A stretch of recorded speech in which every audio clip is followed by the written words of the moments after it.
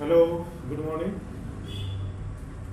इससे previous lecture में आप लोगों को मैंने कोप्लेनर वेक्टर तक कहाँ तक बताए थे, कोप्लेनर वेक्टर तक बता चुके थे।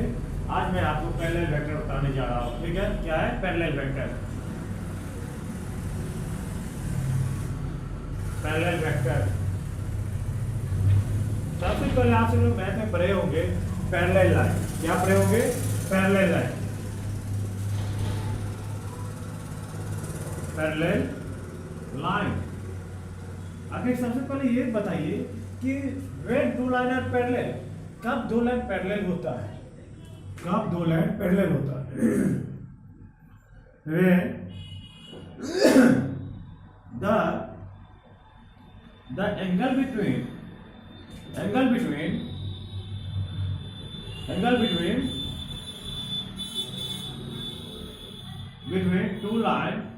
two line is 0 degree.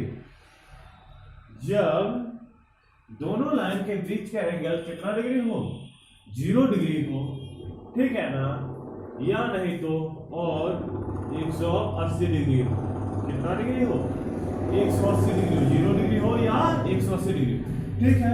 तो जब 180 डिग्री होता है तो एंटी पैरेलल हो जाता है। और फिर हम आते हैं वेक्टर पे। कहां पे आते हैं? वेक्टर पे, ठीक है।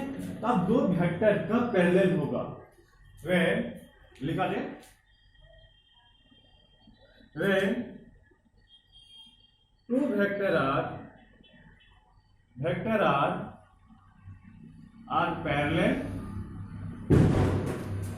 Parallel to each other, then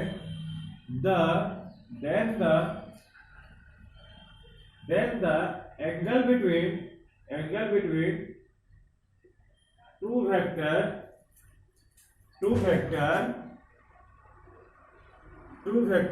is 0 degree. कितना डिग्री? 0 डिग्री होना चाहिए। कितने डिग्री का एंगल होना चाहिए? तो वेक्टर के बीच में 0 डिग्री का एंगल होना चाहिए। देखिए वेक्टर ए और वेक्टर ए, ठीक। ये क्या है मेरा? वेक्टर ए है। और वेक्टर बी, ये क्या है मेरा? वेक्टर बी है। दोनों वेक्टर के बीच का एंगल कितना है? यदि एक वेक्टर को यहाँ पे यदि ला करके मान लेते हैं कि ये वेक्टर, देखिए यहीं पे एक वेक्टर ए है और यहीं पे मान लिया दूसरा वेक्टर, इस वेक्टर को मैंने शिफ्ट करके यहीं पे ले आया। तो ये दोनों वेक्टर के बीच में यहीं पे मेरा वेक्टर भी है। तो यहाँ पे थीटा इज कितना डिग्री? 0 डिग्री हो गया। कितने डिग्री? 0 डिग्री। ओके, फिर एक और एग्जांपल लिया जाए। जैसे कि आपको ये दे दिया जाए कि vector 3i plus 5j and vector b equal to 3i plus 5j। तब हम क्या कहेंगे कि वेक्टर ए, क्योंकि ये बता रहा है कि जिस डायरेक्शन में मतलब वेक्टर ए है उसी डायरेक्शन में क्या है? मेरा वेक्टर बी भी है। क्या है? उसी डायरेक्शन में है, ठीक है ना? तो here the vector a and vector b are parallel to each other। अब देखिए वेक्टर ए, ये देखिए वेक्टर ए कितना है? 3i plus 5j। Vector B, क्योंकि दोनों का मैग्नीट्यूड भी क्या है? सेम भी है, 3i प्लस 5j, ठीक है। अब यहाँ पे एक चीज ये ख्याल रखनी है, ये कंपलसरी नहीं है कि दोनों वेक्टर का मैग्नीट्यूड यदि पैरेलल वेक्टर का क्या हो, मैग्नीट्यूड सेम ही हो। ये कंपलसरी सी बात नहीं है। दोनों वेक्टर का मैग्नीट्यूड सेम ही हो। मैग्नीट्यूड अलग अलग हो सकता है, पर डायरेक्शन क्या होना चाहिए? दो वेक्टर को यदि पैरेलल होना है तो दोनों वेक्टर को डायरेक्शन क्या होना चाहिए? सेम होना चाहिए। व्हेन, लिख लिया जाए, when two vector are parallel parallel, then the direction of vector are always same. क्या होना चाहिए? डायरेक्शन ऑफ वेक्टर क्या होना चाहिए? ऑलवेज सेम होना चाहिए. ठीक है, ये बात समझ में आया. अब नेक्स्ट आता है एंटी पैरेलल. क्या आता है? Anti parallel. क्या आता है? Anti parallel. देखिए क्या है अपना anti parallel vector. Anti parallel vector क्या है? Anti parallel vector. देखिए अब दो वेक्टर कब एंटी पैरेलल होगा? The when the two vector are parallel to anti-parallel to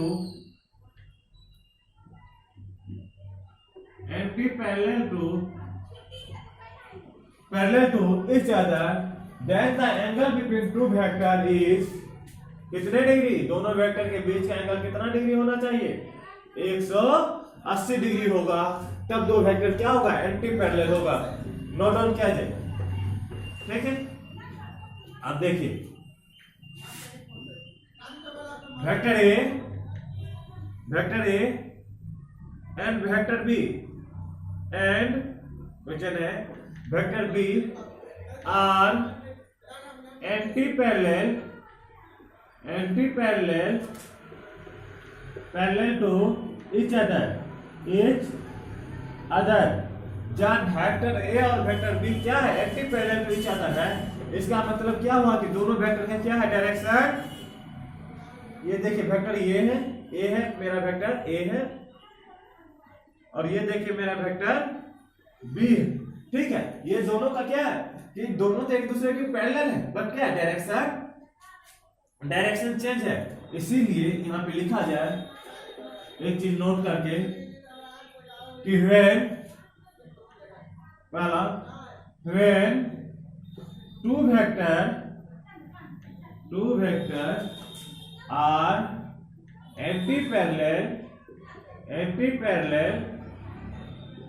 parallel to each other, then the direction of vector is opposite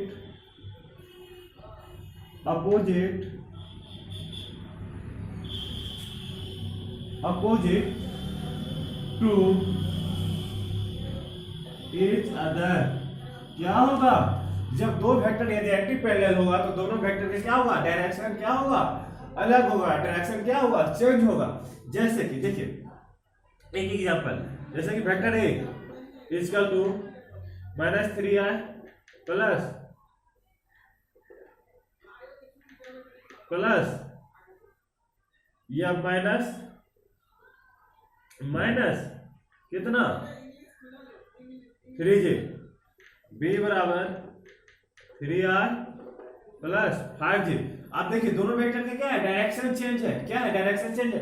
एक vector इस direction में है. कितना है? वेक्टर ए इक्वल टू नहीं, वेक्टर ए बी है.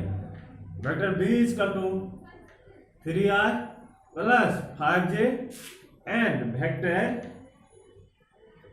ए equal to -3i minus 5j. ये क्या है? वेक्टर. ये दोनों वेक्टर का डायरेक्शन क्या चेंज है, क्योंकि ये दोनों वेक्टर क्या है? एंटी पैरेलल है. क्या है? एक दूसरे के एंटी पैरेलल. अब दो वेक्टर जब एंटी पैरेलल होगा तो क्या होगा? एंटी पैरेलल एंगल बिटवीन, लिख लिया ये नोट, वैसे लिखा हुआ है angle between two anti parallel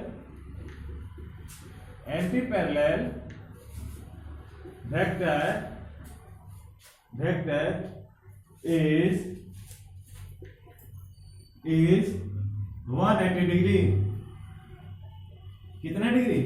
180 degree.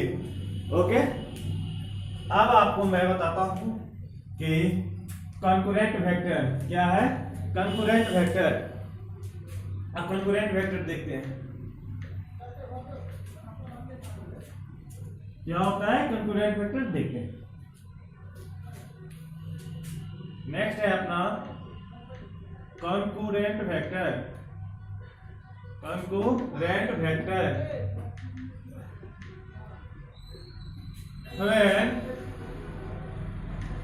when two or more than two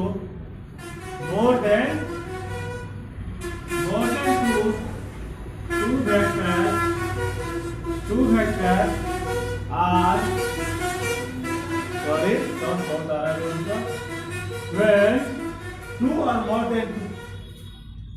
than two vectors are concurrent then angle then the starting point of all vector are same। क्या होना चाहिए? स्टार्टिंग पॉइंट सभी vector का क्या होना चाहिए? Same होना चाहिए। ठीक है, देखते हैं।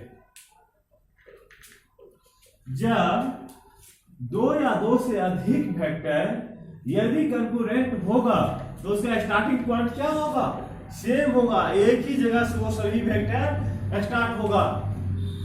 जैसे कि यहां पे दिया रहेगा vector a, vector b and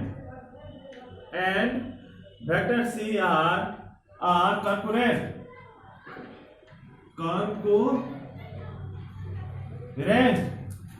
vector. Concurrent vector क्या है? ये कंकरेंट वेक्टर है। तब हम क्या लिखेंगे? जैसे कि वेक्टर आप ए है, ये मेरा वेक्टर ए है, ये क्या रहा है? वेक्टर बी है, और ये क्या रहा? वेक्टर मेरा सी है। क्या है? वेक्टर सी है। अब ये कह रहा है कि तीनों वेक्टर यदि कंकरेंट है तो हम यहाँ पे ऐसे लिखेंगे vector a, vector b and vector सी।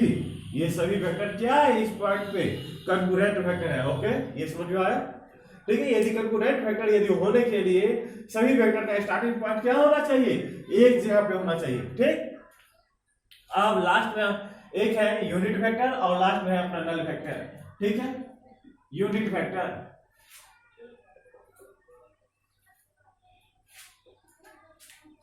लिखते हैं क्या है? यूनिट वेक्टर देखिए, यूनिट वेक्टर, यूनिट का मतलब आप सभी लोगों को समझ में आ रहा होगा। यूनिट मतलब क्या? इकाई। those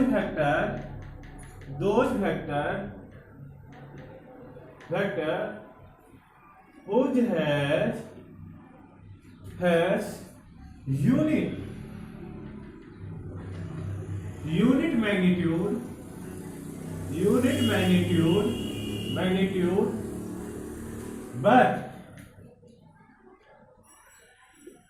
but different direction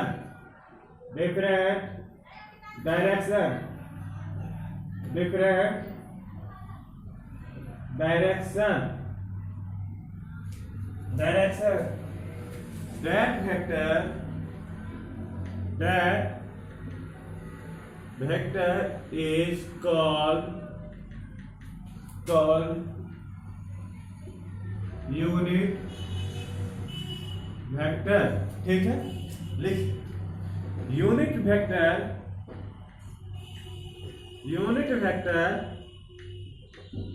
are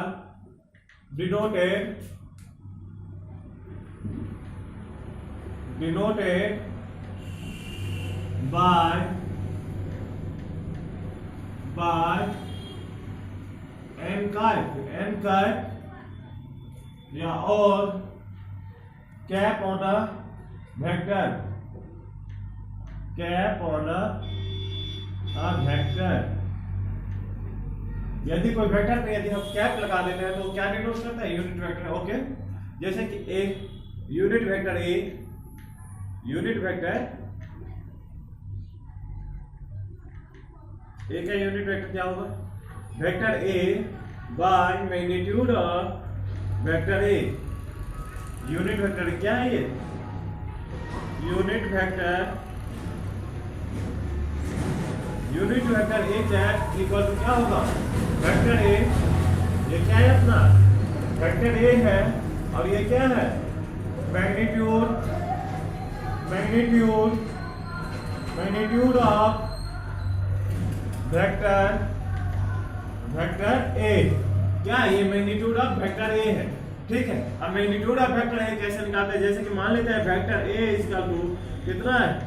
3i plus 5j है, या ठीक है, या वेक्टर ए इसका टू axi प्लस byj है एंड cz के है। तब मैग्नीट्यूड ऑफ वेक्टर बराबर क्या होता है? Under root ax square plus by square plus cz square. उसी तरीका से यहाँ पे यदि वेक्टर a है तो यहाँ पे वेक्टर a का मैग्नीट्यूड क्या हो जाएगा? अंडर रूट 3 का स्क्वायर प्लस 5 का स्क्वायर, कितना हो गया? 9 प्लस 20 हर इक्वल टू अंडर रूट 34। ये समझ में आया बात? ये क्या हो गया? वेक्टर का मैग्नीट्यूड हो गया। तो यदि कोई भी वेक्टर का आप मान, इसका क्या कह रहा है कि एक क्वेश्चन ये कह रहा है, क्वेश्चन देखिए इसमें, क्वेश्चन है फाइंड द यूनिट वेक्टर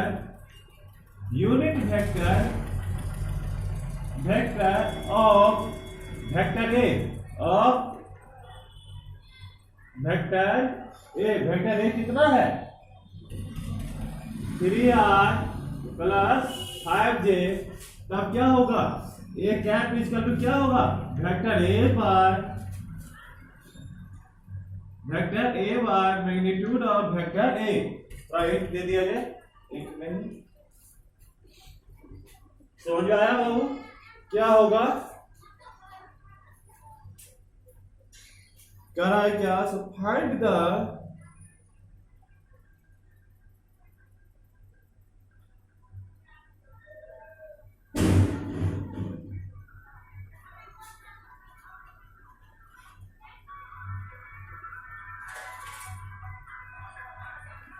क्या कहता है? Find the unit vector of vector a. Vector a का क्या निकालने के लिए कह रहा है? यूनिट वेक्टर निकालने के लिए कह रहा है। तब देखते हैं क्या कहता है। ओके, ठीक है।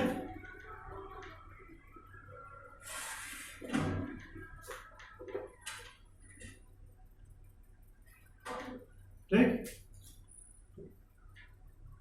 क्या होगा? Vector a bar magnitude of vector a.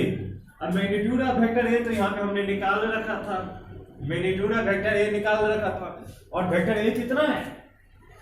Vector ए कितना है? कितना? 3i plus 5j bye magnitude of vector ए कितना? √34 बाय √34। ओके, ठीक है। तो यहाँ पे देखिए √3 by √34 i plus 5 by √34 j। ये अपना क्या निकल गया? यूनिट वेक्टर निकल गया। ठीक है। अब हम आपको आते हैं नल वेक्टर। कहां पे? नल वेक्टर या जीरो वेक्टर। नल वेक्टर या जीरो वेक्टर क्या है अपना? नल वेक्टर या और क्या zero vector, zero zero vector, zero vector. आप देखिए नल वेक्टर और जीरो वेक्टर क्या होता है, देखिए a vector, a vector, a vector, a vector है zero magnitude, zero magnitude, zero magnitude, but different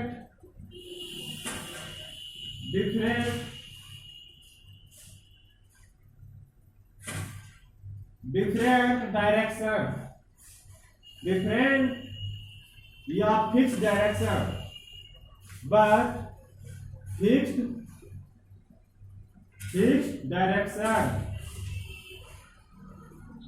direction.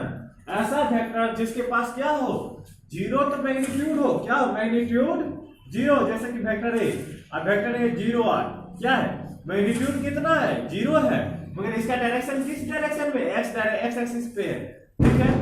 फिर बी इसका टू कितना है, जीरो के किस डायरेक्शन में, के, आई जे एंड के। अब क्या है, जीरो के मतलब क्या है, इस डायरेक्शन में पे होगा, ठीक है। फिर जीरो आई किधर है, इस लाइन के इंडिकेट कर रहा, जीरो के मतलब क्या, इसका मैग्नीट्यूड क्या होना चाहिए, जीरो होना चाहिए, और इसका जो डायरेक्शन क्या होना चाहिए, अलग अलग होगा, फिक्स्ड होगा, ठीक है। ये था आपका टाइप ऑफ वेक्टर, इसके बारे में मैंने आप सभी लोगों को बताया। अब नेक्स्ट लेक्चर में मैंने आपको addition of vector and subtraction of vector and angle between the vector की, दो वेक्टर के बीच में, जैसे कि दो वेक्टर के बीच में, देखिए क्वेश्चन देखिए कि वेक्टर ये ए है, बता दे जैसे, और ये वेक्टर बी है, और इस दोनों के बीच में कितना डिग्री, मान लेते हैं कि 150 डिग्री का एंगल है, तो इस दोनों वेक्टर ए और वेक्टर बी के बीच में कितने डिग्री का एंगल होगा, ठीक है। फिर इधर बताओ, ठीक है, इसे सॉल्व करके आप लोग कमेंट करेंगे, और नेक्स्ट लेक्चर आपको मैं ये ले रहा हूं, ठीक है। वेक्टर ए है और ये वेक्टर बी है, ठीक है, वेक्टर बी है और ये दोनों वेक्टर के बीच का जो एंगल है 150 डिग्री है, ठीक है, 150 डिग्री है। अब ये दोनों वेक्टर के बीच का एंगल क्या होगा। फिर अनदर इसी टाइप का बहुत सारे क्वेश्चन हम लोग करेंगे। इसके बाद यदि कोई कार्य चल